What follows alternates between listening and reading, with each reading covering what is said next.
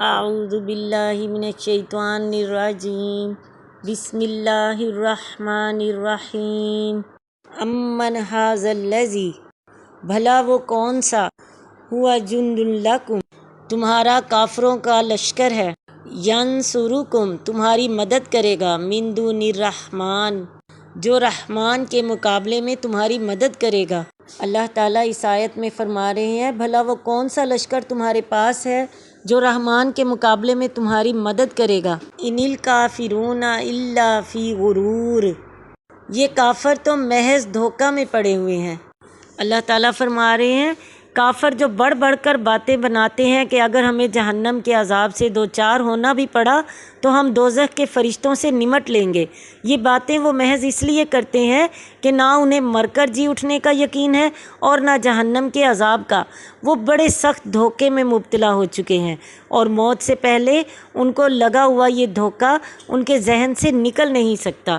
امن ھذا الذی یرزقکم بھلا کون ہے وہ اللہ کے سوا جو تمہیں رزق دے گا، ان امسک رزقا اگر وہ تمہارا رزق روک لے، بل لجوا فی عتو و نفور بلکہ یہ لوگ سرکشی اور نفرت کی گہرائی تک چلے گئے ہیں۔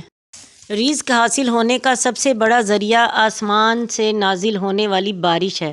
بارش پڑنے سے ہی زمین سے نباتات اگتی ہے جو تمام جاندار مخلوق کے رزق کا ذریعہ بنتی ہے۔ اب دیکھیے کہ اس بارش کے جملہ اسباب اللہ تعالیٰ کے قبضہ قدرت میں ہیں۔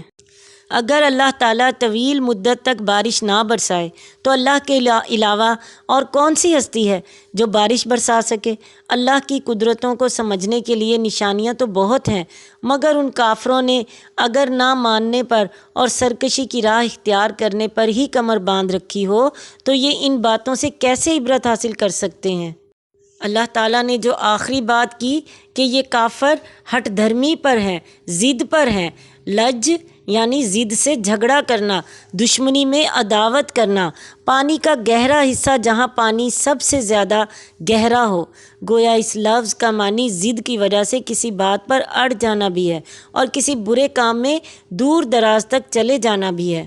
کل آپ صلی اللہ علیہ وسلم کہہ دیجئے هو الذی وہی ہے جس نے انشأکم تمہیں پیدا کیا، وجعل اور بنائے لکم السمع تمہارے لیے کان، والابصار اور آنکھیں، والافئدہ اور دل، قلیلا ما تشکرون قلیلا بہت ہی کم، تشکرون تم شکر کرتے ہو۔ با محاورہ ترجمہ آپ صلی اللہ علیہ وسلم ان سے کہیے کہ اللہ ہی ہے جس نے تمہیں پیدا کیا اور تمہارے کان، آنکھیں اور دل بنائے، مگر تم بہت ہی کم شکر ادا کرتے ہو۔ آنکھیں، کان اور دل، ان میں سے ایک ایک نعمت ایسی ہے جو 1000 نعمتوں کے برابر ہے۔ ان میں سے کوئی بھی چھن جائے تو تمہیں ان کی قدر و قیمت کا احساس ہو، مگر اللہ تعالیٰ کی ان عظیم نعمتوں کا تم کم ہی شکر ادا کرتے ہو۔ اور اس کا دوسرا مطلب یہ ہے کہ اللہ نے تمہیں آنکھیں، کان اور دل محض اس لیے نہیں دیے تھے کہ تم ان سے اتنا ہی کام لو جتنا جانور لیتے ہیں، بلکہ اس لیے دیے تھے کہ آنکھوں سے تم اللہ کی آیات کا مشاہدہ کرو، کانوں سے اللہ کی آیات و احکام سنو، پھر دل سے ان میں غور کرو۔ مگر کافروں کا یہ حال ہے کہ ان نعمتوں پر شکر تو کیا کرتے، الٹا ان نعمتوں کو اللہ کی راہ کی مخالفت میں استعمال کر رہے ہیں۔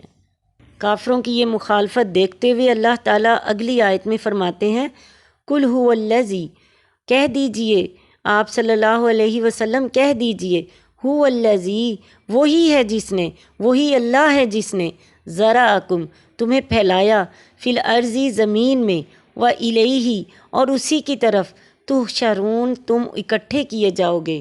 یعنی اللہ تعالیٰ وہ ذات ہے جس نے تمہیں ایک نفس سے پیدا کر کے ایک جان سے تمہیں روئے زمین پر پھیلا دیا۔ اگر اس میں یہ قدرت ہے تو وہ تمہیں ایک جگہ پر پھر سے اکٹھا بھی کر سکتا ہے، اور یہ کام وہ عالم آخرت میں کرے گا۔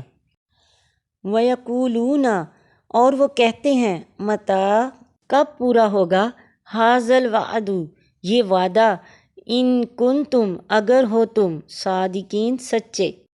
با محاورہ ترجمہ اور وہ حضور صلی اللہ علیہ وسلم سے کہتے ہیں کہ اگر تم سچے ہو تو بتاؤ یہ وعدہ کب پورا ہوگا؟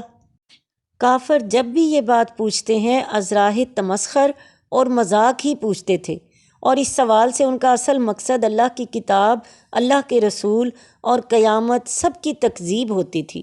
اللہ تعالیٰ بڑے پیارے انداز میں ان کے اس سوال کا جواب اگلی آیت میں دے رہے ہیں۔